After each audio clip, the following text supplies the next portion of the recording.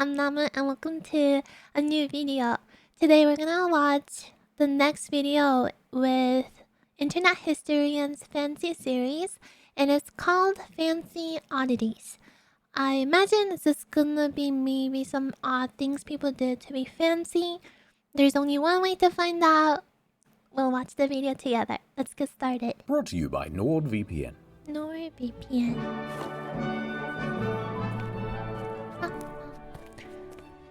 It's been way more than 48 hours since the video was released. Oh. It's you. Hello, I'm back. You've completed the crash course on theatre and wine, have you? Feeling smug, are we? For real, Deserving for of sure. love, perhaps? Worthy of eye contact. That's cute. But there's still a lot more work to be done. Okay. Look here. Shoes? These shoes are made from real Italian leather. This bag is made from the leather of real Italians. Not impressed? How about this fur coat? It's made from the Look wolf at the walk. of Wall And the Street. head tilt. An Xbox with the original PT demo still installed. Okay.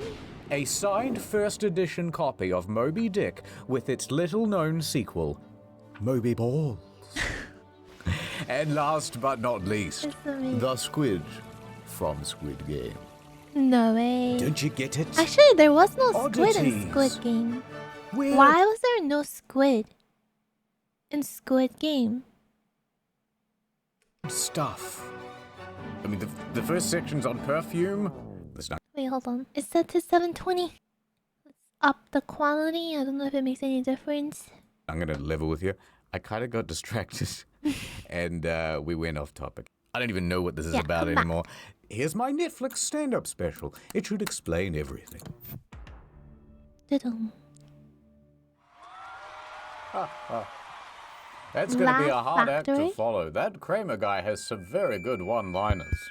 But I've got some jokes lined up. Question. Why is perfume so expensive? I don't know. Because you have to pay perfume. Why do they call it Why are they not laughing? That's pretty good. cologne? Have you ever smelt one of those? What? It Wait, hold ain't. on. Why do they call it cologne? Cologne? Have you ever smelt one of those? It ain't great. Okay. Oh, mic must not be working. Deodorant? In this market, I'd want a deodor buy. Is this thing on? Okay, let me tell you the story of The last two, I don't get it. perfume. See, to be fancy, people wanted to stink good, but people naturally stink bad. It's science.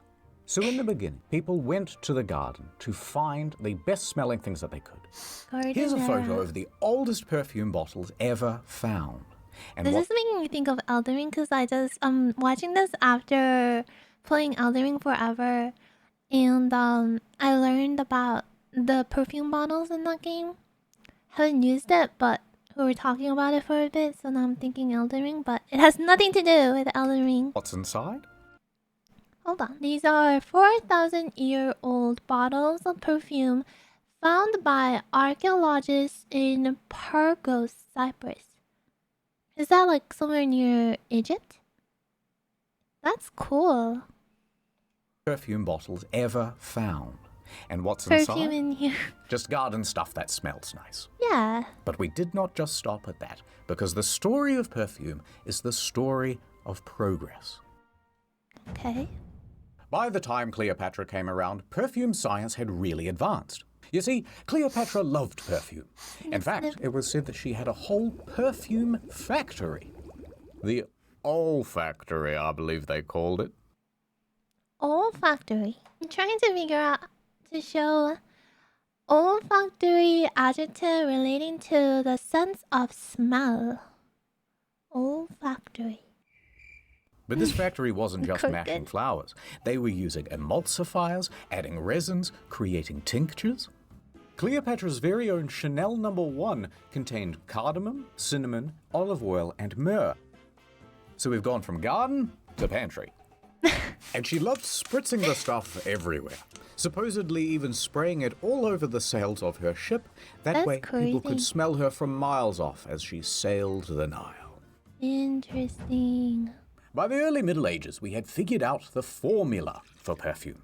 Effectively, there are three main components: water, alcohol, and the most important bit, the aromatic oils. I wonder why, like, it requires so much alcohol, because doesn't alcohol just kind of, like, what's the word for it? Like, dissipates or evaporate, basically. So I wonder why it's required to be such a significant part of perfume. Maybe to preserve so it doesn't go bad and smell rotten.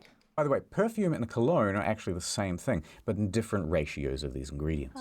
The term cologne has become a catch-all for masculine scents and perfume for ladies, but there is a bit more to it. Men are typically more physical and sweat more than women, which means if you're wearing a spray that's 25% oil, you're quickly going to get sticky and gross. Oh. I imagine because, like, if they sweat more, they'll stink more, so they'll need more oil that has, like, the scent part of it. But it's the opposite. So over time, cologne became the better option for men. Women don't have the same problem, and the high oil content in perfume has the advantage of evaporating slower, so it doesn't need to be reapplied as often. Naturally, with dudes all buying the cologne and women all buying the perfume, the cologne scents all trended masculine and the perfume feminine. Note these ratios are all averages. Oh. Whoa, that toilet is 10% oil.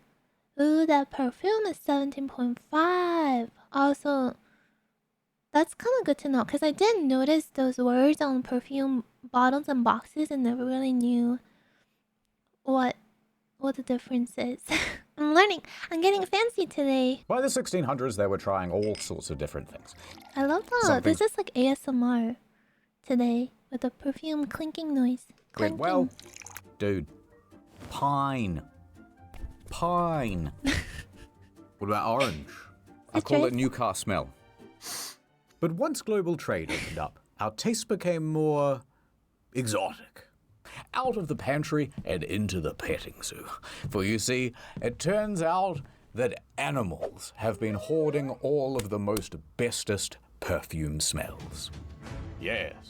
In the olden days, a bunch of manly men would brave very rough seas in order to pull aboard sperm whales.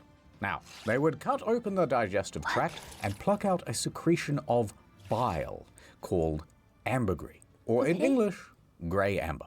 Sometimes they would harvest the rest of the whale, but eventually ambergris became so valuable that it was simply more economical to dump the carcass back in the ocean and collect the next batch. Oh my god. Like when you kill a racehorse for its that back. sounds so bad. How much 1 gram of ambergris worth?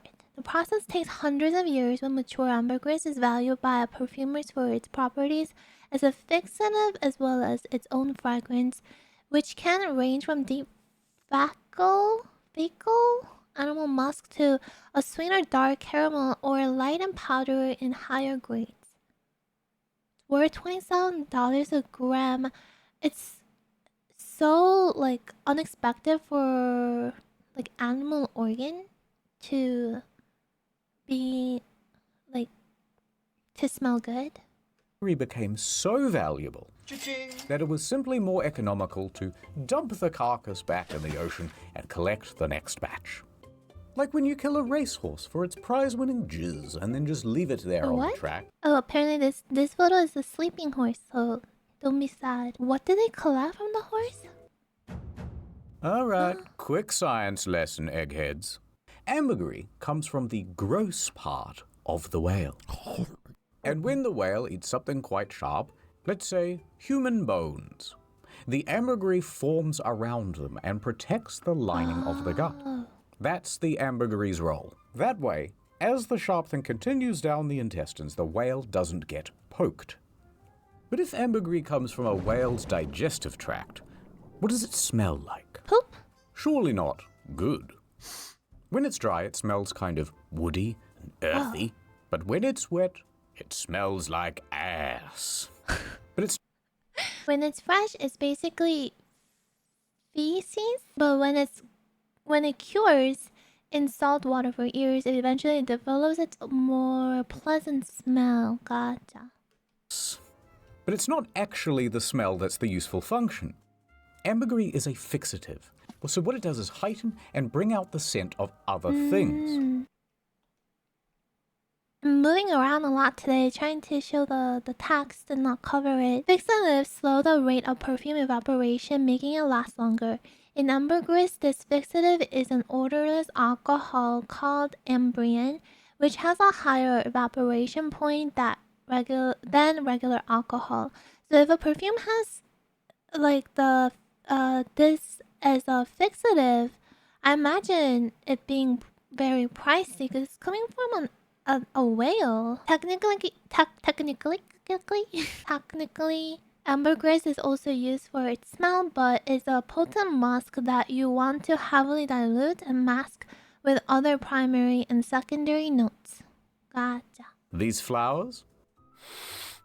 They smell all right, but add some ambergris and... that's the one. Now, once they figured this out, they realized, there's a whole bunch of things we can use a fixative for. And they got quite gross with it. They added it to food. No. In fact, it was said that King Charles's favorite dish was ambergris on eggs.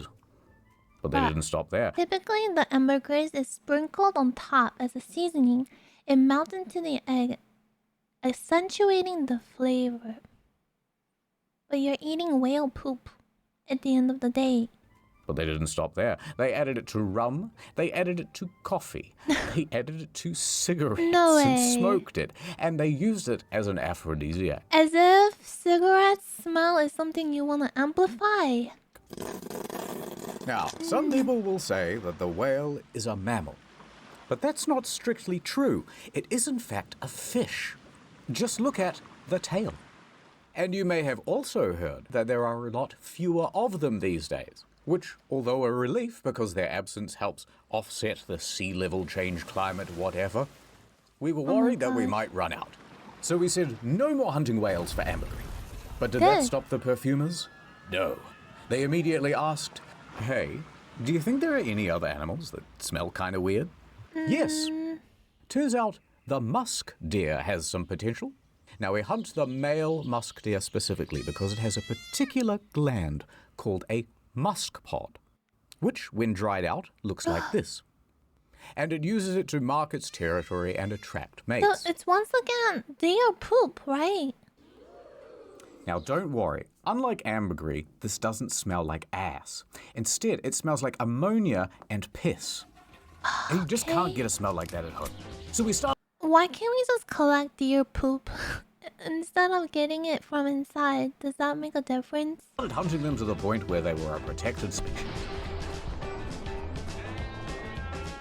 So the authorities said, you have to find a different animal.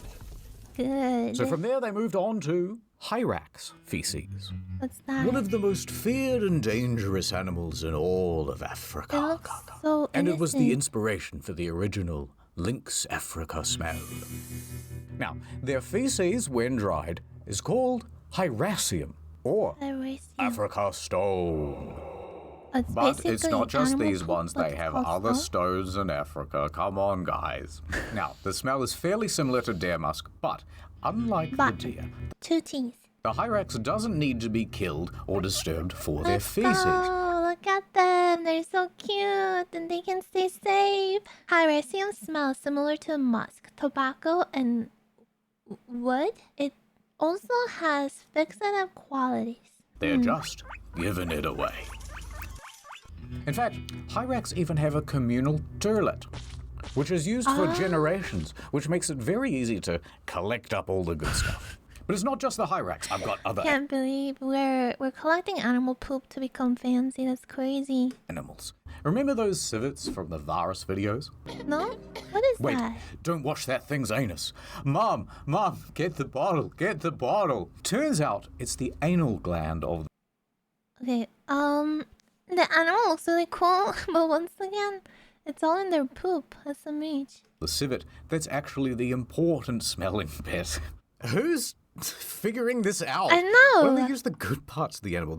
It's the bacon part of the pig, you know? Anyway, it's the ass that produces all the delicious musk. No, we're sniffing animal butts and poops. It smells like shit. Right, but it must be good for something because it goes for $2,100. Genuine civet paste. Musk perfume ingredient. Genuine animal poop. Oh my gosh. Civet musk has a very strong smell that is described by some as earthy and others as putrid. Discover magazine says a tincture smells fecal and nauseating. If you dilute it enough though, it starts to smell kind of sweet. It also extends the lifespan of perfume on the skin, like a fixative. I wonder if putting animal poop on our skin though, if that could cause issues like allergic reaction. I don't know. But I guess it's like put into alcohol, so maybe it like sanitizes it. That's crazy. This is something I didn't expect to learn at all. $4,000 a kilo. But we ain't done yet. You know when you've just killed a beaver and you cut open its ripe abdomen? Well, the reason Is that from Red Dead Redemption? it smells so good is because of a little gland called the castor sac, which makes a yellowy scum-like substance called castoreum, and it is used to waterproof the beaver's fur coat and also mark its territory. It is also very fragrant, and you know what that means. If it smells, it sells. And in this case, castoreum is more kind of leathery, with smoky hints of vanilla. But unfortunately today, you're not allowed to harvest the beaver. They're walking around very smugly, just like the other protected animals. But you know what? We don't need them, because we have a synthetic version of castoreum now, Hey, and let's it's go. just as good. And you know Nice. what? We've got a synthetic for the whale. Ambroside. The trade name Ambroside is widely used in the perfume industry. The deer and the civet now. Nice. And they're used in lots of mainstream perfumes.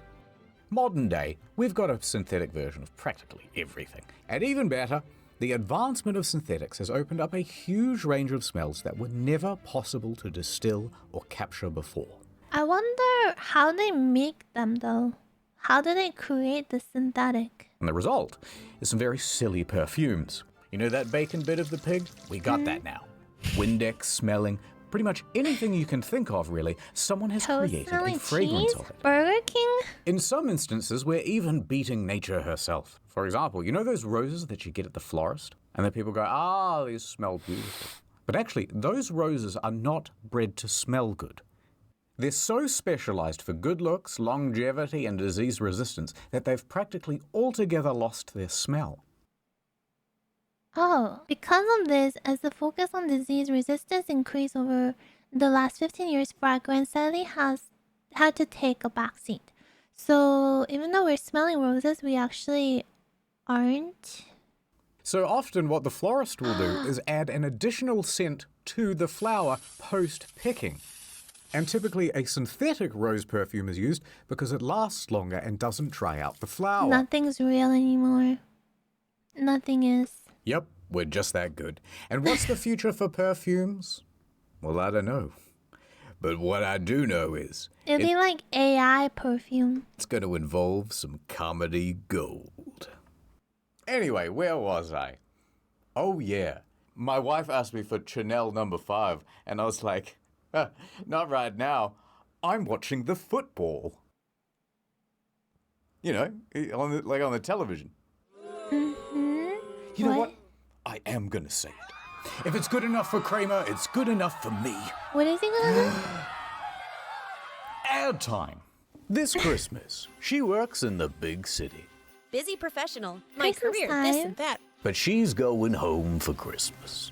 Small towns are the worst. I'm a big city career gal. Oh my god, are you okay? I am now. And she's about to learn the meaning of Nordmas. The most VPNist time of year with a 30-day money-back guarantee if you go to nordvpn.com/internethistorian. Nordmiss. Ha ha ha ha ha. Soon I will have installed public Wi-Fi in all of Nordville, and once they use it, their private data will be exposed. Governor Craven's got this town by the baubles, and I can't believe that big city company you work for works with him. Come on, we have to put up the Nordmas lights for the big Nordmas festival. Is this like Hallmark movie? Hallmark Christmas movie? NordVPN? Nordmiss? Let's go ice skating. What? He's so cute, but I'm a city girl. Girl, you sound like you're in love. I thought I knew what Nordmas meant, but it means nothing without you. It's like the end of March. It's always Nordmas time of year with Nord's huge discount on a 2-year plan. Use the URL. I was gonna say it's July right now. In the video it says it's 3 months ago. Like, yeah, April. I'm like, why is this Christmas special? VPN.com/internetstory of a 30-day money-back guarantee is the best VPN in town. Now I love small town, and I'm in love with Nordman, but I can't leave behind big city Korea. True love and a really good VPN don't come around too much. This reminds me of Stardew Valley beginning. You gotta take a chance. Boss, I don't care about making partner at Boss. the firm anymore. I've found my new home. Big public Wi-Fi is spreading across the city. Nordmas will be ruined. Ho, ho, ho. Need a hand? How are we gonna stop him, Nordman? With this Nord-themed brick. No. I love you, Nordman. And I love you, big city woman. Let's go home and watch the international Netflix catalog. What is this? a Nordmas miracle. Go to nordvpn.com. They murdered on a to get a Nordmas. huge deal on a 2-year plan plus 4 bonus Nordmas months. Ad's over. You know, that ad makes me think about the time I nearly had a wife. Feels like a lifetime ago now. Aww. I was in Japan, living the digital nomad lifestyle. I had a startup selling seashells down by the seashore. But I broke the one rule of being a digital nomad. What? I got mad. Hey, Digitally. digitally got mad? Oh. Down the corner, sometimes fingers are called digits. Get it? Yes. And that's when I saw her. Huh? It was love at first sight. A mermaid? I remember her laugh, Oh, she's not mermaid. She just came out of the water? her touch. Every morning, breakfast in bed. Oh my god. But the truth was, I had no money. We couldn't live on love alone. So I left. Eh? I sought out. Wait, what? Where did the audio go? Did this get muted? He went on a Shark Tank. He failed And with I his bet you're pitch. wondering how I finally struck it rich. Well, truth is, I'm the guy who invented the Joe Rogan podcast. Eh? Once I became a gajillionaire, I went back to that beach to try and find her. Why'd you But leave instead, her? I hit her with my boat. We never found her body. Why? She You hit her. You can find it. You can go get it again. You didn't get it. had a secret. One she took to her grave that I was sworn not to tell. She's not around, so...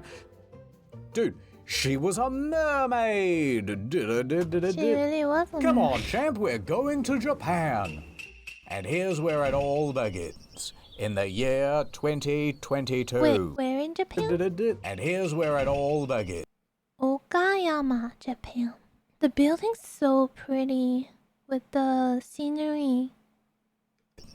In the year 2022. Not that building. That building's sad. It's a Tuesday, probably. And local folklore researcher Hiroshi Kinoshita is looking up some fantastical animals in the National Yokai Dictionary. It's like the bestiary from Witcher, right? and he comes across a photo negative of a mermaid mummy. "Oh my God," he says in Japanese. Upon seeing the mermaid, he knows that he must track it down. He must form a team. Researchers, assemble! So he gets together the best damn crew that he can from the University of Science and Arts at the Okayama Prefecture. Cute. And he plans to track down the mermaid mummy, wherever it has escaped Track down his dead wife. to. Now, it doesn't take him long to figure out that it's being held at the Inuin Temple in Asakuchi. You know the one. So he struts up to the sacred building. And there at the back of the temple is a fireproof safe. And inside of that is an old wooden box. And inside the old wooden box was the mermaid. It's so small. We found it! We found It used to be on display but was put away in this box for the last 40 years to prevent it deteriorating. Huh. a real one! But where did it come from? Well, alongside the mermaid was a note that dated back from 1903. And it That's said... not that long ago. We don't speak ancient Japanese, so not direct translation, but this is generally what it says. Okay? A dried human fish, aka Ningyo, was caught almost 300 years ago. The note only mentions the Ganbon period. Genbon period, not an exact date. So it could range between these years. Gotcha. We don't know for sure. But that's not a big range anyway. It's only 5 years. Over in the seas of Tosa. It was then dried out and taken to Osaka. And from there, it was passed around to many different people until it arrived at the temple. Now, the Ningyo have an important history in Japan, and sightings of these half-fish, half-human creatures have cropped up all across the country. Kinoshita himself had personally tracked down 13 of them all across Japan, usually kept in museums and temples. However, what you might not know is that traditionally they have been associated with bad omens. Aye. And everyone knows the infamous tale of Yao Bikuni. No. But I'll recite it to you just in case. So the story is that one day, a poor fisherman catches the biggest fish of his life. Okay. It was a strange-looking fish, and its head was almost human-like. But he brought the fish home and invited all of his friends and family to come over for a feast to celebrate his largest catch. Surely they did not eat it together. No, he's got his arms stretched out like this. He's like, it was this big. No, it was this big. I swear, it was this big. During dinner, one of the guests sneaks into the kitchen to see just how big it was. This big? I can't believe it. And he discovers that it is actually a Ningyo. Oh no, he says in perfect Japanese. Now he quickly warns the other guests, don't eat it. And he warns them just in time. Teishi, they've got their fork like right up to their mouth. Teishi eating that. Teishi, don't do it. Teishi? They throw all their food away. Let's just have some rice and drink the night away. Were they supposed to just eat it? Like, was that more disrespectful to just like throw it as a trash? Okay, so they do. And they have a lovely evening. However, one very dishonorable guest decided to they weren't supposed to eat it, but one of them ate. sneak a bit of the meat out of the trash and put it in his pocket. He then goes home drunk and falls asleep. He didn't eat it. But when he woke up the next morning, he checks his pockets and... no! The delicious fish piece is gone. Turns out, in the night, his daughter had been rummaging around in his pockets looking for treasure. Here is like old random chunk of fish. I'll eat it. And she found the meat from his pocket. And she was such a greedy guts that she decided to eat it then and there. The father was terrified for his daughter. But she didn't seem to be sick. Do you feel weird at all? And shaking her. He decided not to tell her anything. It's like she's like her father. Her father yoinked it, so she yoinked it. Maybe it'll all be okay. However, from that day forward, the daughter never aged. That's right. Ooh. She remained a young adult forever. She eventually went on to marry, but As her husband got older, she stayed the same age. Eventually, her father got old and died. And soon enough, did her husband too. Everyone she ever knew was getting older and dying, but she remained the same age. She was immortal.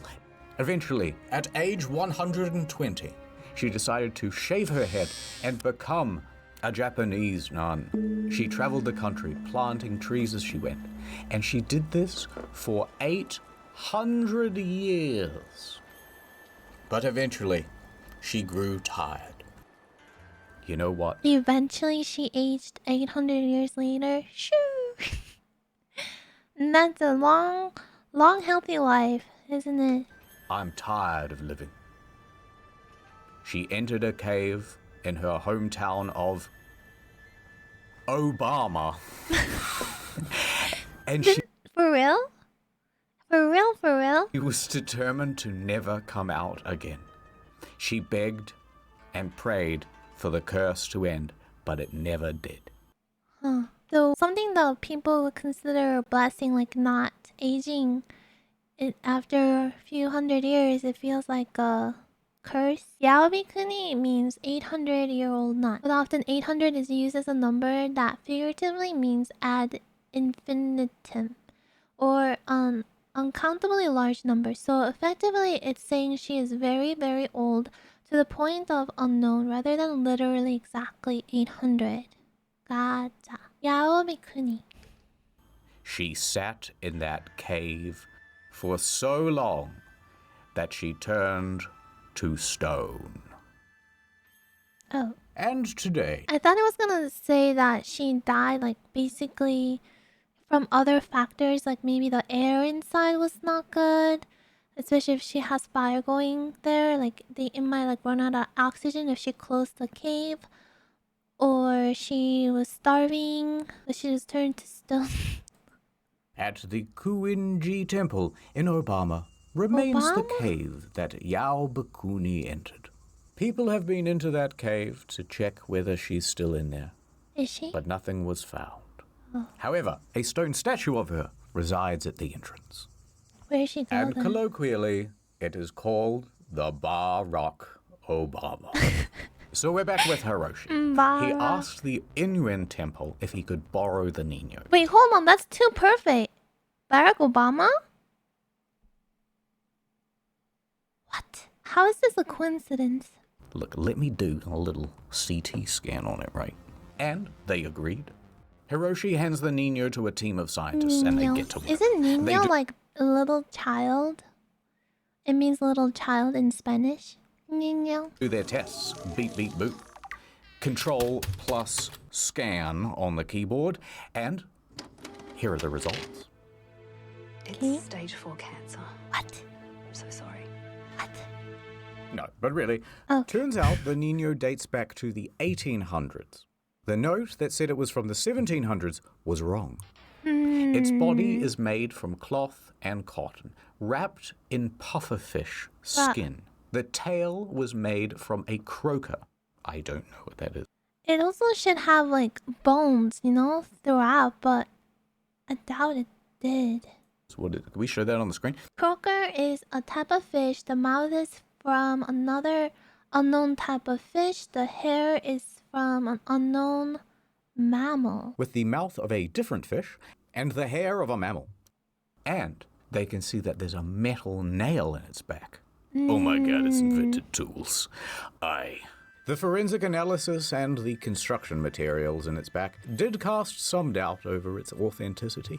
Rightfully, But you gotta believe in something, damn it. Aye. he has to believe that his wife was real. As promised, the Nino was returned to the Inuan temple, where it still lives today. But where, oh where, did my mermaid go? It's her! You're back! You know what, I kind of missed you. And what the hell is that? The Baki. This is so cursed. You know what, I never did find her again. I think these things are a big myth. Now I know what end of part means. I get it now. That part ended. I learned. We're here on the ancient streets of Cairo, and there is our destination. Cairo, Egypt. In these triangles, the greatest luxury that all the elites crave. Oh, God, no, not that. What? The second most thing that mummies. You can find them in these tombs, I thought he was talking about the pyramids, no? and there's only ever like one dude guarding them.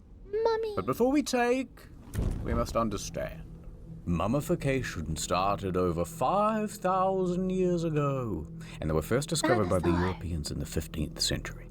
But the legend goes the locals knew about them even earlier than that. It's an elaborate process, but essentially you're drying the person out, turning them into a human salami. How? All right, so How? Fell asleep first at the sleepover. Oh, dang. So instead of getting like your face drawn with like a mustache with markers, you get mummified. Person out, turning them into a human salami. All right, so when the Europeans found all these mummies, what do you think they did? Well, put it in a museum, right? Wrong. No? They used these mothers for everything, and everybody wanted them. What do you mean they used them for everything? Well, fancy people would take whole mummies and show them off to their friends at fancy dinners. Bruh. What? That's crazy. Fancy people sometimes really need to go touch grass. Or just like, I don't know, take a nap. I don't know, this is too much fancy. To the point of disturbance. Uncovering the dead at a Victorian mummy unwrapping party. Mummy unwrapping party?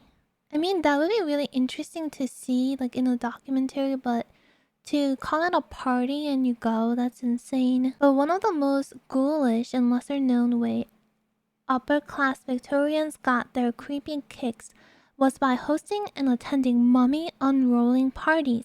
The host would buy a mummy from an auction or specialist dealer with contacts in Egypt.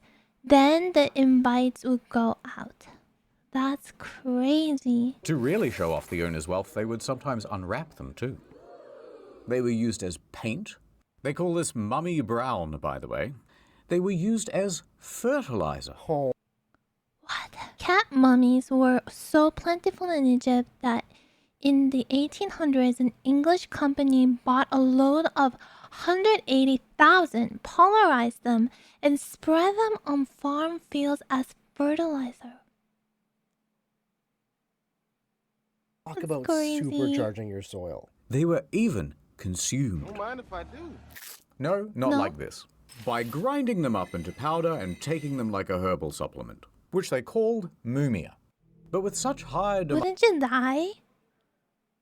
This sounds like something you could die from. demand for your mum, after a while, they began to run out of stock. Uh-oh. Oh, so there were a lot of mummies in the beginning, but then we used them. I can't believe we used them up.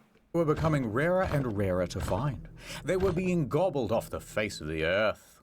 So the authorities passed a bunch of laws to Stop protect this. mummies from becoming altogether extinct. These are the last two of their species, and they're both male, but they won't mate. No. But the mummy is much like the Tasmanian tiger. Every once in a while, one will just kinda show up and prove that they're not altogether extinct. Open the door. The year 2013. The location? Diefels in northwest Germany. Germany? We are at the Kettler household, owned by grandfather Kettler, who is now dead. But he had a son, Lutz Kettler, and Lutz Kettler also had a son, Alexander Kettler, and they are both there at the house. After a rainy day, there was a leak in the roof. So 10-year-old Kettler gets up into the attic to explore. You know, have a bit of a look around. There's a whole bunch of stuff in there. Old antiques, photographs, and, some old roof tiles. Those will be useful. So he goes over to the roof tiles and, behind them is something strange. I love his hat, by the a way. box, a mystery box. Now the kid is Gotta smart and he's unbox the mystery box. seen Jumanji, so he knows not to touch the box and instead go tell his dad. Now the dad drags the box into the center of the room and he opens it.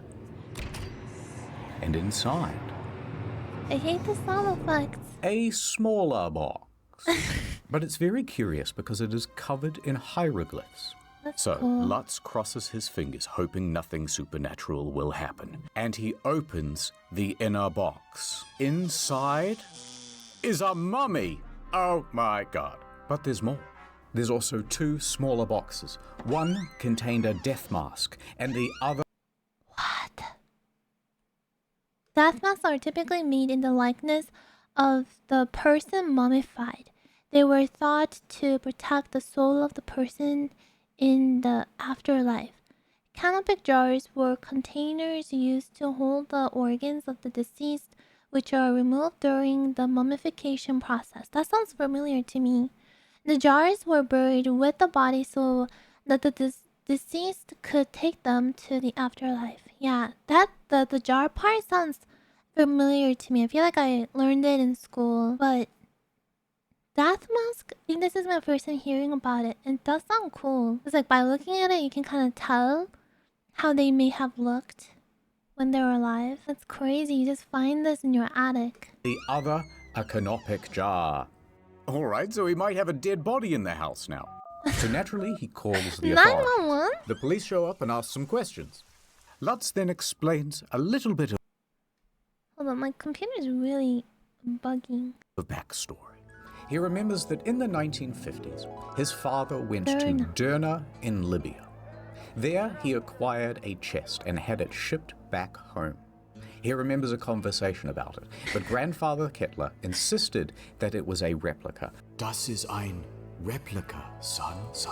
Not a real mummified person. Just Now, this whisper in his child's ears, this is a replica. Whatever. If you find anything interesting, it's a replica. At this point, the police did not think it was a real body, but it was worth getting it scanned just in case.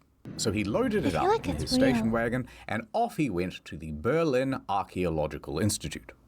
Now, they agreed to do a scan, and so they're fiddling with buttons and dials and stuff, and it's fake, right? It's fake? Well, here's where things get a little more dramatic. Results inconclusive. There is a fully formed skeleton here. Now, that is unusual for a fake. Often a fake will just be shaped like a person, then filled with sticks and cloth and rubbish. However, it got even stranger. They found that all of the bones were wrapped in some sort of metal plating or foil. Next, they looked at the skull, and that's where things were the most odd. It was very realistic. Its teeth had roots. Its form was more intricate than the typical fake. It also had a laurel, but even more notably, there was an arrowhead lodged in the eye socket. Now that is very unusual for a fake. Hold on, I got more They evidence put to arrows in the eye socket during mummification. So they're doing more tests and stuff. All right, we've carbon tested the linen wraps. What's the verdict? Well, those are from the 1900s. Now the plot is thickening. We have a supposed Did they kill someone and then wrap them up as a mummy? fake mummy, but with a very realistic skull, perhaps murdered by an arrow to the head and bandages that date to the modern day. That presents a new problem because it's not unheard of for people to do a murder in the modern day and then cover things up by disguising the body as an ancient artifact. For example, in the year 2000, there was a man who claimed he found the mummy of an ancient Persian princess, the daughter of Xerxes. However, when they examined the body, they found it was, in fact, a potential murder victim. That's messed up. The CT scan showed that the body had a fractured spine caused by a blow with a blunt instrument, but an autopsy showed the probable cause of death to have been a broken neck. Radiocarbon dates suggested a date of death around 1996. The autopsy could not show whether the woman's neck had been broken deliberately or not, but Pakistani police launched a murder investigation. from 1996 who died Wow. from bludgeoning. All right, so the police now actually have to get involved, and it's about to get even more complicated. So they confiscate the body and they do their own tests, and the results this time say, nope, this thing is 2,000 years old. Now they say it's 2,000-year-old. There are indications that the body is around 2,000 years old, says Lutz Gabler, spokesman for the authority. It's not fake at all. It's ancient. What? So eventually the experts all get together and go, okay, this is dumb. Let's take it to Eppendorf University and have it properly tested, This and not movie's just traveling around the world. crack the everywhere. thing open like a delicious Kinder Surprise. So this new set of experts gets to work, and when they open up the mummy... All right, remember how we said that the bones were covered in a special type of foil or metal plating? Well, it turns out the scientists didn't quite get that right. Instead, the bones were sprayed with a metallic chemical that prevented X-rays from going through. The bones were made from plastic. Or at least, the body was. Turns out, the skull is real. Yes, a real skull, and not from an ancient mummy, but from a 20th century man. However, it was not a murder. This skull is from a cadaver, and it was medically prepared for educational purposes. Bruh, so it is a replica. The grandpa didn't lie. Process for medically preparing a skull. Soft tissue removal, boil in water for 30 minutes. Add potassium hydroxide, continue boiling for 1.5 hours. Bleach by soaking in hydrogen peroxide for 12 to 14 hours. Wash with water, then soak in acetone, air dry lacquer. What is this? What am I reading? Is this like how they would prepare the skull, like for medical studies? And what about that arrowhead? Well, it turns out that that's from a children's toy. Someone just popped that in the eye socket as a joke. So finally, the mystery was solved. It's just a plastic skeleton with a real dead guy's head put on it. Wait, how does that solve the mystery? Anyway, so Lutz was satisfied that the whole thing was fake and not a murder victim. Oh, let's put that back in the attic, he said very Germanly. But then, eine Bitte? Was ist das? He says. Another box? The Book of the Dead? Well, that sounds like a fun read. So Lutz starts reading the ancient Egyptian out loud. Anaxunamun, Imhotep, Brendan Bring it to Fraser. life. And what happened next will shock you and make for a very good thumbnail. Dun, dun, dun, dun, dun, dun, dun. That's a crazy story, though. Hey there, champ. You're probably wondering why I'm out here on this park bench. Sometimes I just come to see the autumn leaves. Nice. Winter Can't will be blame. here soon. Dust in the wind. Truth is, sport, I have a highly contagious respiratory disease. Oh no. I won't be around much longer. Dust in the wind. Who's gonna teach us to be fancy? And stop doing that if you have respiratory disease. I'm like Willy Wonka from that movie. And you're like that ugly kid from the Willy Wonka movie who gets all his stuff. Or the Oompa Loompa. I don't know. I haven't seen it. The point is you're so close to being fancy. I can feel it. There's just one lesson left to learn. Okay, almost there. Anyway, speaking of ancient Egypt, here's this ancient Egyptian gun. This never goes well. Towards the end of the video, especially. Franz Ferdinand? What are you doing here? Of course, he's not the real Franz Ferdinand. He's a mummy. Now, the thing about No, the no, ancient don't do that. Egyptian No, gun stop is it. that it's Stop very it. Stop sensitive. Uh-oh. What do you mean, uh-oh? You I hit knew your it. congratulations for being somewhat fancy cake. Oh, what? Come on, Mr. Ferdinand. Is it a We've got to cake clean or this up before blood? the Park Services Commission hears about this, and they make another complaint. Right, we're almost done with the series, and then it's back to the usual content. What's the So in case- usual content? I've never watched his videos. until this series. You missed it. There's also drinking on Incognito, a new story mode out next week. And if you like fancy, that's great. But if you don't like fancy, don't worry, it's not forever. Ooh, goodbye. Ooh. Don't forget NordVPN. It's sad, it's NordVPN.com/internet story. Huge deal on a 2-year plan. You'll love it. I think there might be like one more video on the incognito that I have to watch. But as of on this channel, I've watched all the fancy stuff. So I guess we'll watch some of the backlogs and stuff too. But I do like the series. If it ends forever, it'd be sad. But I'm sure he has other plans. But yeah, this video was really good. Crazy stuff like animal poop for perfume, mummy unboxing parties. What was something in the middle? Brought to you by NordVPN. Not to tell. The Nino story. This was all really crazy. So in hindsight, the title was very properly put. Fancy Oddities. 'Twas indeed. Good video. Thank you so much for watching with me. And I'll see you in another. So until then, take care.